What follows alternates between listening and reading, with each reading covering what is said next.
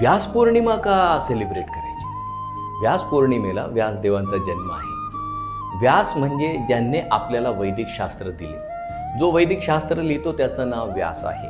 आपले जे व्यास आहे त्यांचं नाव आहे कृष्णद्वैपायन व्यास। तर त्यांनी आपल्यासाठी सगळ्या वैदिक शास्त्रांची रचना केली। बरं, काय गरज वैदिक शास्त्रांची?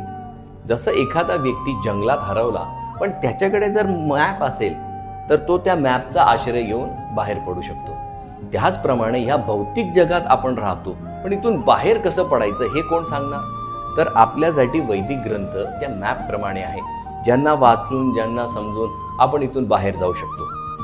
म्हणून तुकाराम महाराज म्हणतात त्यांच्या अभंगात, आम्ही जातो आमच्या गावा, आमचा राम राम घ्यावा। हो, पण ते कुठलं गाव आणि तिथे कसं पोहोचायचं हे सांगण्यासाठी आपल्याला वैदिक शास्त्र लागतात।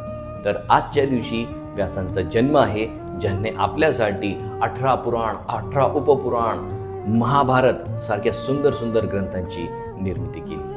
हरे कृष्ण।